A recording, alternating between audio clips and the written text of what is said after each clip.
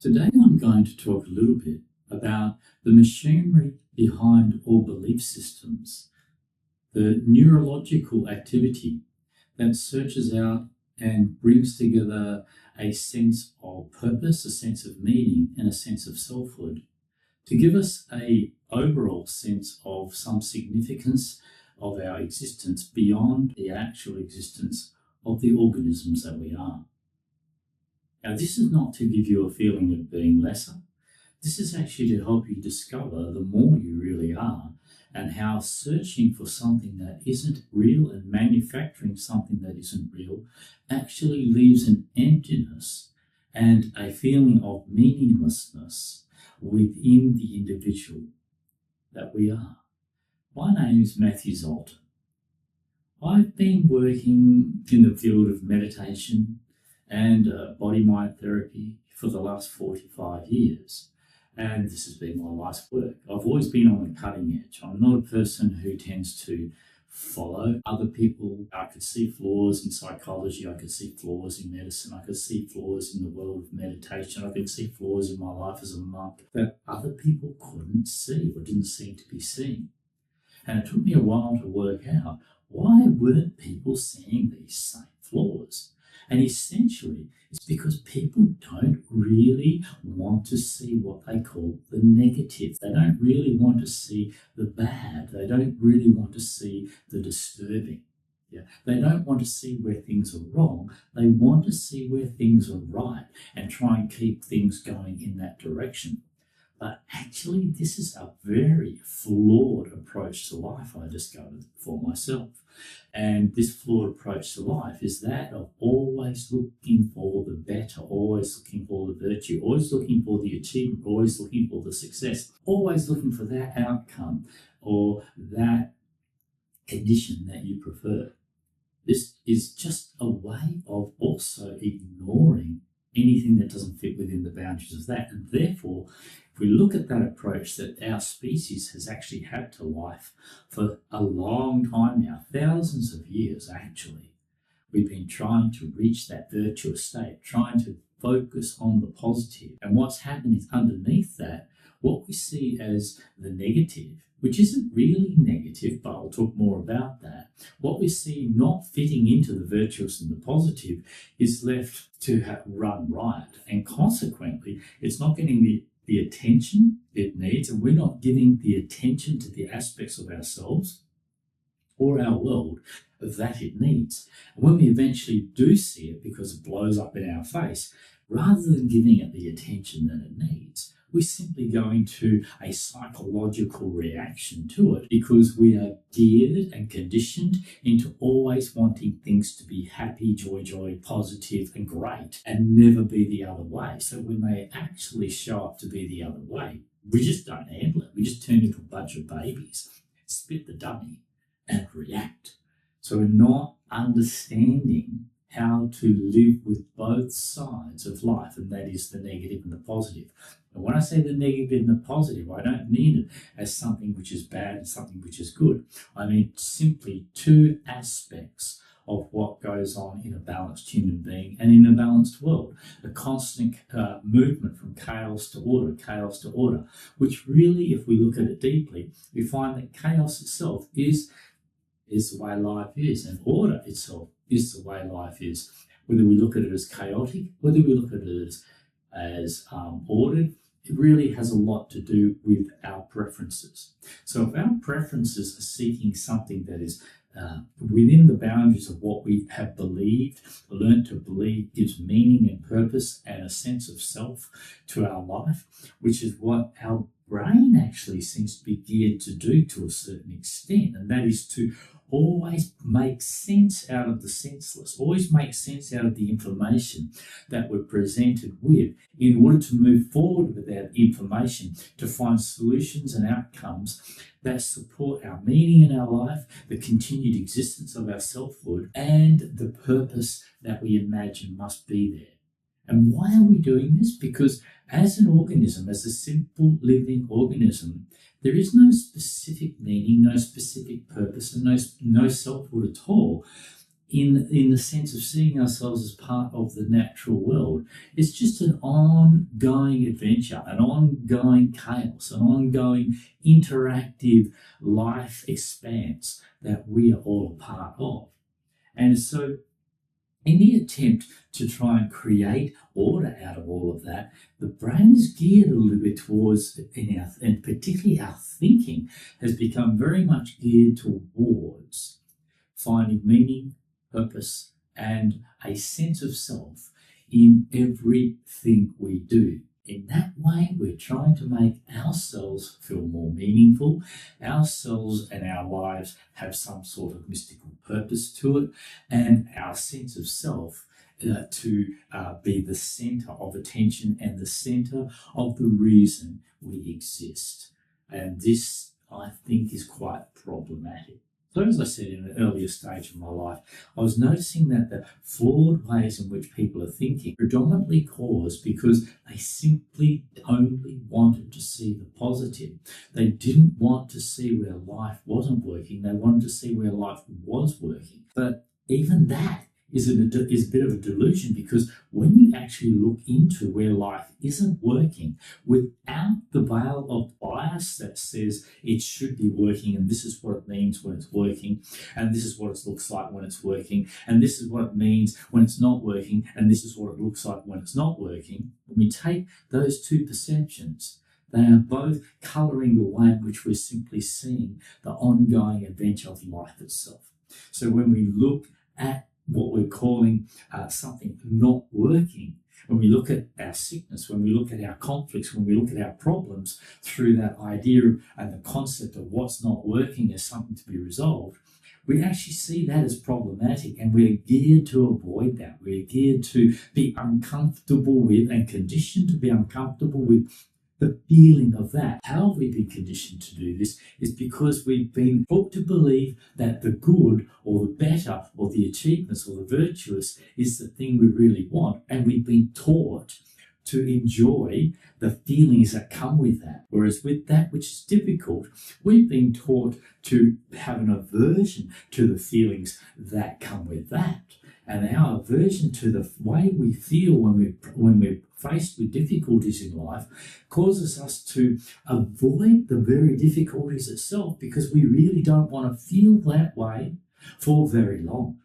Now, when we can get past this bias towards feeling the sense of difficulty in our life, feeling how difficulties make us feel in our life, we get past that bias, we actually begin to realise that the feelings that come with difficulties are actually a tremendous level of intelligence and a guidance in how to process through those difficulties. Yeah, this is not time to be in a state of bliss and happiness. This is time to be serious. This is time to be a grown up, not a kid. And this is where we have to deal with the difficulties of life from a very level, sane place. And that same place actually is the way in which it feels when we're going through difficulties. It really levels us out. It really forces us to face things. But we avoid facing those things because we don't like the initial feeling inside of us that it starts to stimulate. So we've been taught to dislike that feeling, and we've been taught to dislike difficulties, and therefore out of this teaching we have an entirely biased views of the difficulties in life and our relationship with those difficulties. And this is geared into the human species through belief systems. And what's behind these belief systems is this brain function that's become quite problematic, which is that of always trying to make sense out of chaos, or sense even out of nonsense. So even a belief system that's absolutely stupid and absolutely nonsense, if it's saying something, it's giving us a positivity, then we tend to gravitate towards that because that gives us a relief from what we feel negative about. For example, the idea that you live forever is gravitate takes us away from the feeling of loss or the feeling of fear of death and the disturbance that one day I will cease to exist, and into a feeling of being, I'm going to be alive forever, it's going to be wonderful. We're gravitating away from one idea to another idea. We're gravitating away from what we know, which is we die, and the feelings that go with that, to the idea that we'll never die and the feelings that conjures up inside of us. And so we gravitate to the delusions, even if they are delusional, simply because it feels better. And we don't like those other feelings. So we have this deeper underlying world of feelings going on that have a tremendous determination on what we choose to believe and not believe, what we choose to take on, and even look for reasons for it to be factual rather than fiction. And so this is the real problem behind the delusional way in which we think about life, is we are firstly biased about and therefore delusional over the real significance behind the disturbances, as opposed to discovering the significance within the disturbances themselves. And so this takes me into where I see the solution to this problematic nature of our existence as a species, where we're reliant on consciousness, or that which we are conscious of, the thought process, the descriptive process of both feelings that we try to describe within inside of us and the world we try to understand on the outside of us through this particular flawed process. And the thing that's been overlooked in the communities of both spirituality and the scientific community is actually how to function other than this, how to function without using our thinking in order to deal with our life experiences. Thinking is necessary on a very superficial mechanical level, but as soon as we bring it into the personal and we say I as a word but turn into I as a meaningful sense of me, then we're moving from the purely mechanical process of thinking into the delusional thought-induced experience of emotionalizing thinking by personalizing it and trying to make more of ourselves as a living organism than we really are. Now, we're doing this because the more is actually beyond the reach of thinking. The beyond the reach of thinking means it's happening at a deeper level within the body itself. Thinking is only a very surface and a very mechanical thing. It doesn't really have any way to get into the depths of the living experience of the organism that we are. And therefore, through our thinking, we've not been able to find a way to truly appreciate or understand or duplicate or make use of, in the way we like to make use of, the information, the flowing information and the massive wealth of understanding that is within the living organism that we are. So now we go from what is known, which is that which we are conscious of, which is what people are making a little noise about today in the scientific community, taking so much time to question consciousness, which is nothing more than the ability to think about something, to recognize something, whether we recognize it as an awareness, which is a thoughtless awareness of something, like a cat seeing a bird, or when we think about something and label it, and we are therefore conscious of it because we can think about it. With this basic explanation of consciousness, I want to jump quickly into the fact that there's not much more to it. This is it. And what's really interesting is that consciousness can only go so far. And so what the spiritualist does, because we can't go so far, very, very far at all, with our understanding of the life of ourselves and therefore the life of the entire natural world, consciousness has gone from given up on, the spiritualist has totally given up on really going deeper within ourselves and understanding the introspective levels of the living organism and the life that we are, into expanding outside of that into the imaginary worlds of an expansive realm of everything is consciousness. So this everything is consciousness is simply a projection of the idea of consciousness itself. It is not actually a livable experience. It's not part of the living experience of what you are.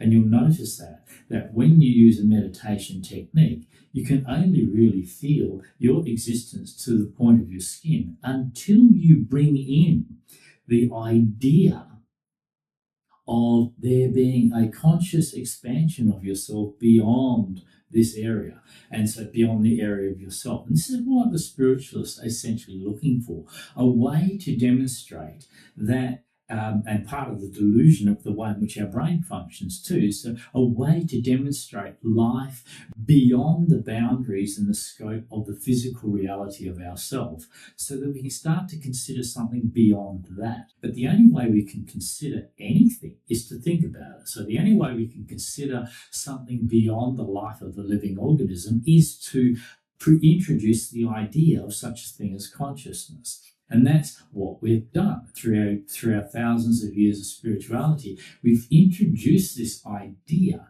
of consciousness as being something expansive. And being expansive, we then consider it in an expansive idea. So we can all do this right now. I can think of myself as being consciousness, whatever that means to me. It doesn't have to really mean anything because it's just an imagining. So I imagine myself to be something more than this body, and that I actually fill this room. So there I go. I feel myself. I can actually reach out with my thoughts, with my consciousness, with my conscious sense of that idea. I can reach out with that into the environment immediately around me, and I can keep reaching and reaching and reaching. And this creates the feeling like it's not just here, but I'm actually feeling over there. Now, what is that? What is that we're really doing there? We're duplicating something that is already happening all the time for the living organism before thinking ever comes into it. And that is that whenever I look out there, what happens when I look over there? Through the action of looking, through the sense of seeing and looking at something 100 yards away, I feel this expansion of myself, this expansion in the action of looking, of the looker, of the action of looking, of filling the space between here and there. And the same with listening. When I listen, it creates this sensation, it creates this illusion, actually, that the listening, which is actually only happening in the vibrations in the eardrums, is actually connected with that which I'm listening to. And therefore, I feel myself through thought, bringing thought into this. I feel myself, or imagine myself being connected through the recognition of what I'm listening to over there. That thought recognition creates a connection, an imagined connection between the action of listening and what I'm actually hearing and the thing that I'm listening to that's producing the sound that I'm hearing. But where am I actually hearing that sound? It's simply a vibration in my eardrums. And where am I actually seeing that sight? It's simply the action of light within the eyeball and the eye mechanism of the human organism.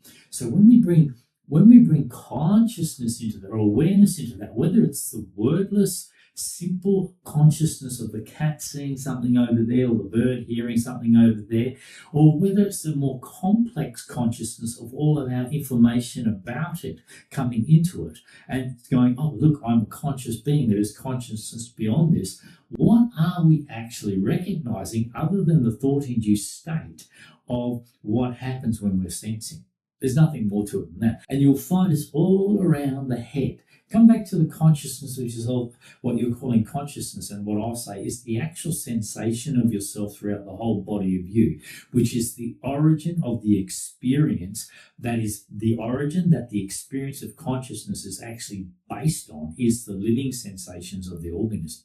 But when you come back to the living sensations of the organism, all you feel is to the level of your skin and a little bit beyond that, because your own energy, your heat and so on, your life is radiating just a little outside of the edge of your skin. But it's interesting that you won't, if you come into the consciousness or the sensation of yourself in your stomach, feeling that there, you'll find that from there, You are not going to be able to expand that sense of sensation, that sense of consciousness, as we're calling it right now, that sense of yourself. You're not going to be expand that from your body in the stomach out into the atmosphere beyond your body. You can only do that when you come back to the head area. And why is that? Try this out for yourself and you'll notice that's where it comes from.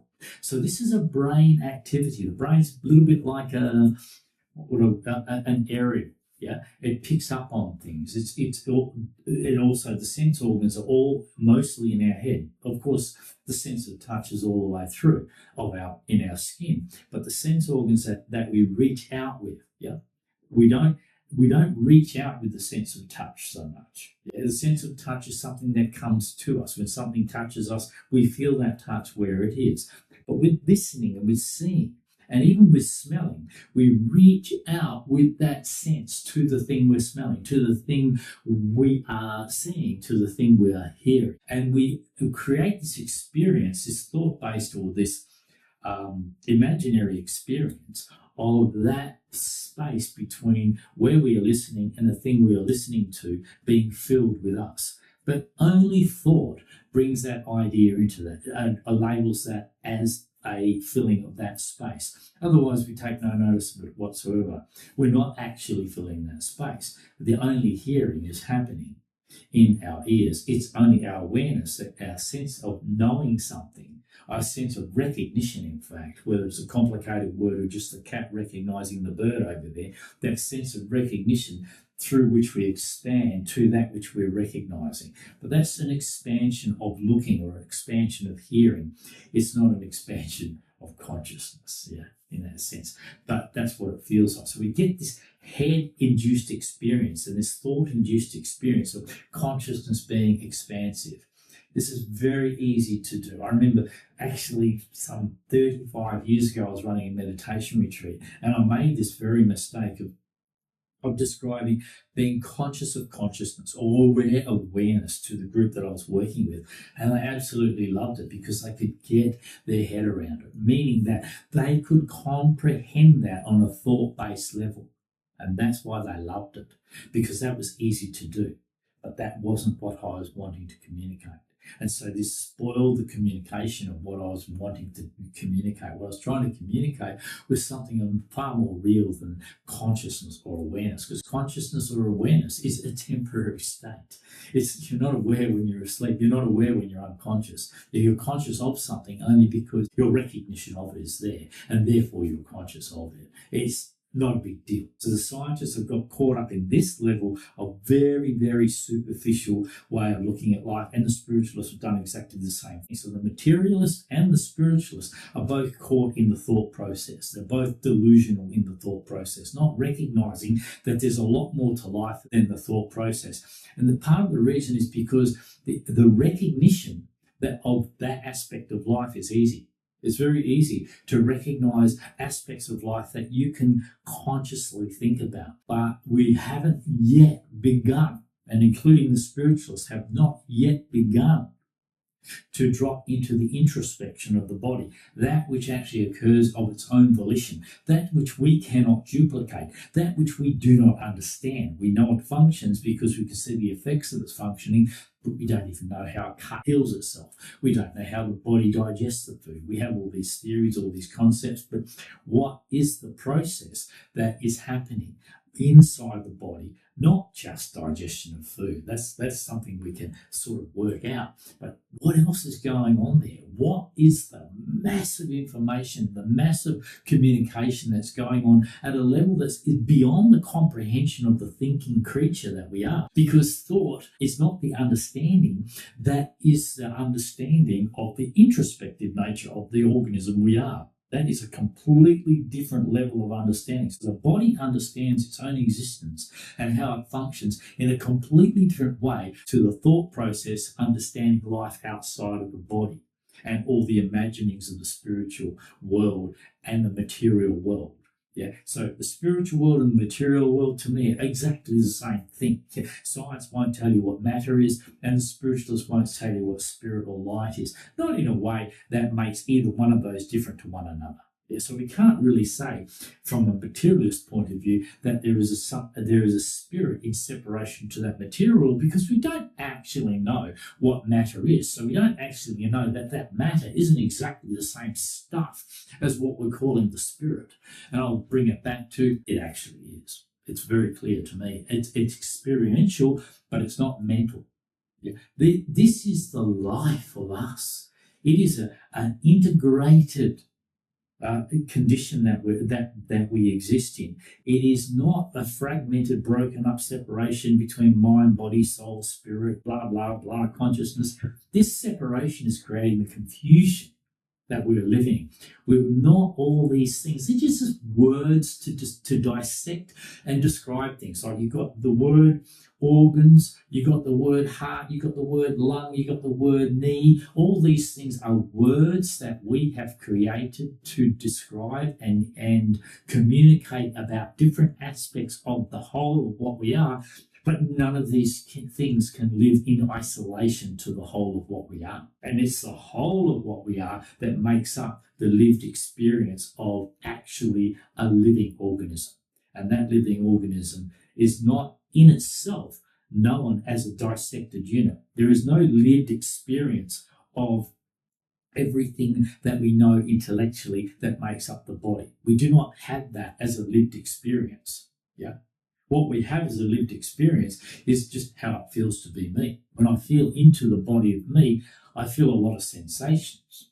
Yeah, a lot of different sensations. I feel a lot of different temperatures. I feel a lot of different aches and pains. I feel all sorts of electrical, energetic things going on throughout the body of me.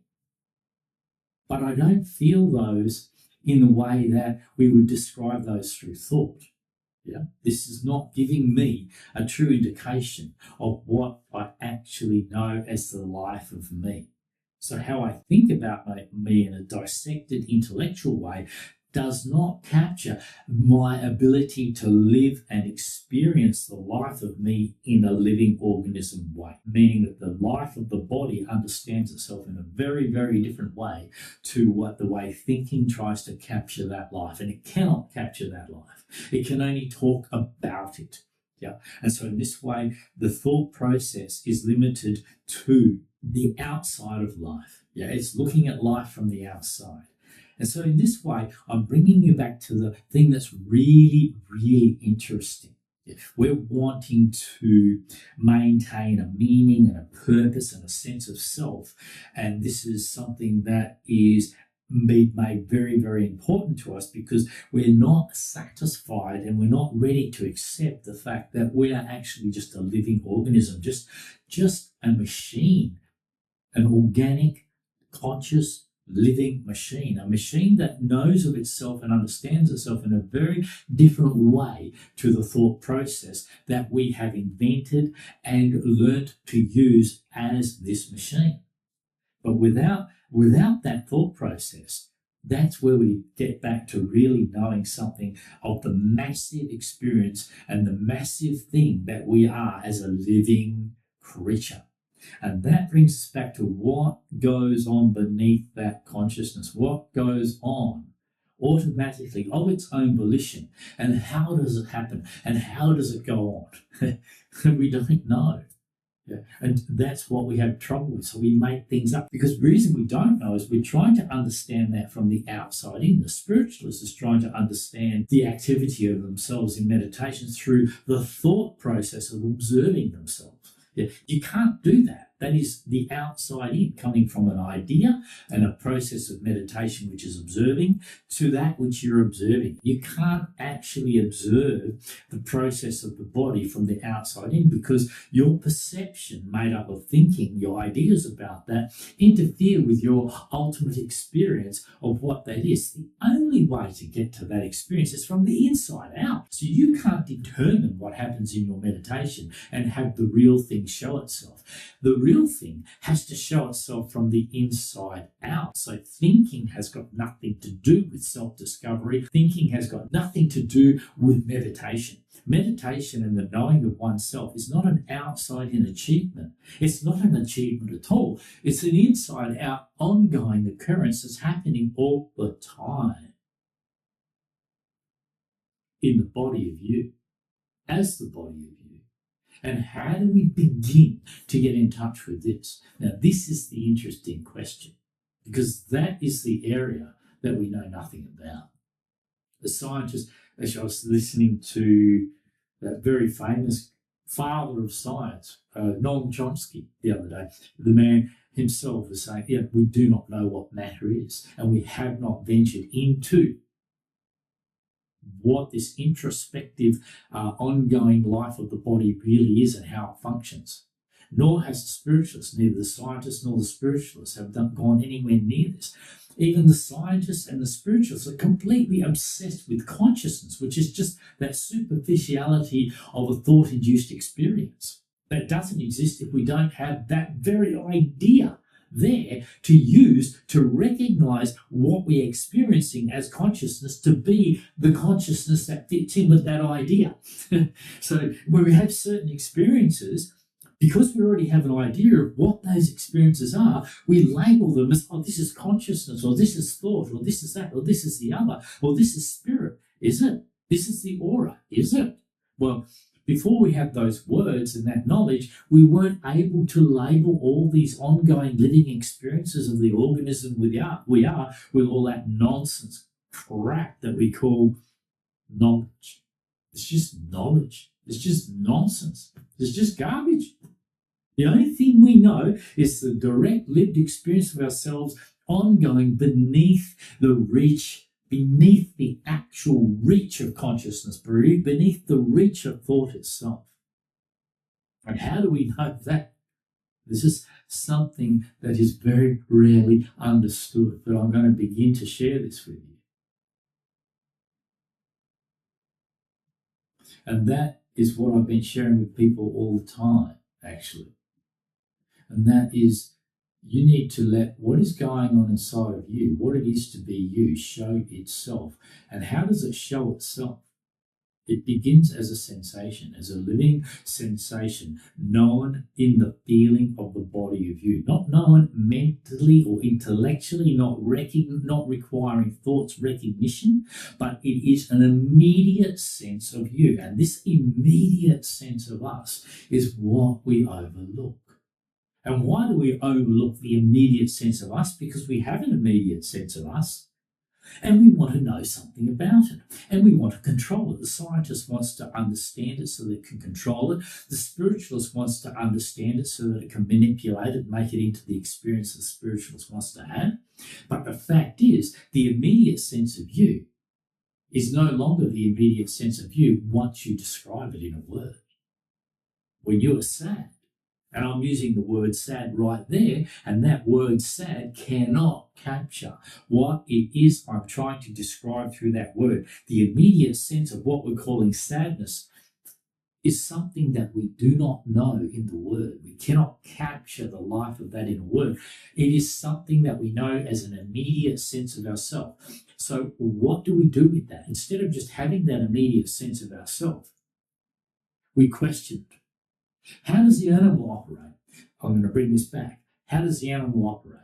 The animal operates without thinking, without specific language. Yeah, only awareness, only the very basic formation of awareness. But they operate as a sensory creature. And so as a sensory creature, when they're cold, they're cold. They don't then say, well, what can I do about being cold? They just live with being cold. And the body of them responds to that cold to warm themselves up. They don't make themselves warm. It just happens. I experimented this with myself. I was sitting at about -5 degrees in Estonia recently, a couple of years ago, sitting in the snow and with nothing on. And in doing this, I was doing this to experiment, to see what would the body do. I wanted to see what would happen if I just sit in that snow. I've done it before, so it wasn't a new thing, but it was still a new experience in that moment. And that was, the longer I sat there, the warmer I got. At first, I got really, really cold. And then that cold turned into a generation of heat from within the body of me. So the body immediately began to adapt, as it needed to adapt, to sitting in the cold and in the snow. And as the temperature of me came up from within me, I had no control. I didn't do anything for that to happen. I was just noticing and proving to myself Once again, there is this introspective intelligence of the body that takes care of itself from within itself, beyond the understanding and beyond the control and beyond the reach of thought, beyond the reach of so-called consciousness. It was completely an unconscious happening. Yeah. In other words, it came from nowhere. It came from within myself. So this is just one simple example. And this is the example of any intelligence that pours, any intelligence that comes out of the animal of me, any response to the stimulus of life is introception. Yeah. So life, how we actually work is not consciously outside in. This is not the way we work naturally. How we work naturally is thought is there as a mechanical process only. But the deeper process that's ongoing all the time is that you come into my vicinity, you trigger something in me, you stimulate something in me, and that stimulation brings alive from within me, an introspective, from the introspection of me, brings alive in response to you, a response to you out of the organism of me. So you stimulate the response of me. You make me talk. You make me act. You bring that about in me. I do the same for you. Yeah. I come into your vicinity and my presence will bring about a response in you, an effect in you that you won't have in the presence of any other person on the planet. It's very subtle at first, but when you start to live in this sense of yourself, you start to find these things are no longer subtle. They are the ongoing, introspective outflowing of the intelligence of the organism that you are, that's in response to the stimulus of life that surrounds it. And this is something very, very interesting, because in here we have exactly the right response that is yet to come into action, because it will only come into action when the moment of life demands it. It will only come into response when there's something to bring that response into action, into life, to life, and into involvement with life. And this is the natural ongoing flow of nature itself, the nature of the body, the nature of the natural world. It's just a happening because of the interactive nature of every part of the organism that we are, being exactly like the interactive nature of every part of the living world that we are a part of. And so this introspection is very interesting. This is what I talk about when I'm talking about listening to your body, coming back to the feeling of you. And the feeling of you, the first sensation of you, is your first contact with all the masses of intelligence and understanding of the life that you are, coming to you in a very different way, in immediacy of your life. That means you don't then try and interpret that. As soon as you try and interpret that and talk about that, you have lost that. You can only know the life of you in the immediacy of the life of you happening. Once it's happened, you're only describing it in hindsight. You're only remembering something that doesn't actually exist anymore, that isn't actually happening in that way anymore. So when you miss life, you might as well forget about it and get on to the next moment. Yeah, and deal with the next moment, live in the next moment. But the point I'm talking about here is that the body is constantly, you, the living organism, are constantly coming into life out of the internal world of yourself in response to the stimulus of the external world around you. And this constant ongoing movement is automatic. Yeah, we are not determining this. It's not an act of free will. This is not a choice. And this is why when we're looking at the superficiality that we can see on the thought level, that we can see of ourselves when we think about ourselves, we only really see ourselves making the choice to wiggle that finger. Yeah, oh yes, I can think about that and wiggle it. But why did I wiggle that finger?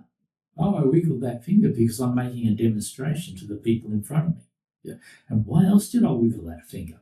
Why am I saying what I'm saying? Why am I interested in even speaking about these things to you? How far back does that go? Where does that go to? Why do I do the things I do? Why do I want the things I want? Is it simply because of what I know consciously as a thinking process? Or would it possibly go deep into what I don't know, that is not what is not known, but is only felt as a sensation, as an activity of the life of me going on within the organism of me? What about all that? Don't you think that's got something to do with why you want, why you do what you do? And you don't know that consciously.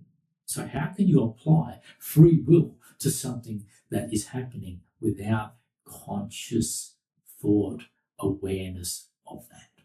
You can't. So there, free will doesn't exist. Yeah.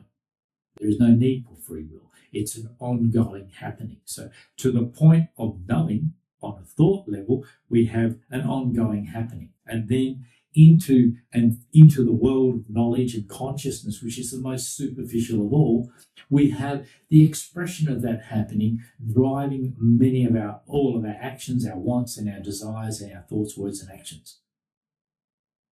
And we know a little of that. So we call that I have free will, because we also like that feeling of being in control. We think we should be the masters of the world we live in and control it and so forth. We can't even control the condition of our own health. Yeah, we're completely failing there. We can't even control our own thinking. So if you can't control your thinking, how can you control what comes from your thinking, which is your words and actions, and the product of those words and actions as being your environment, your world? There's a lot more going on from the outward surface of your skin and your thinking deeper into the body. There's a lot more going on in there.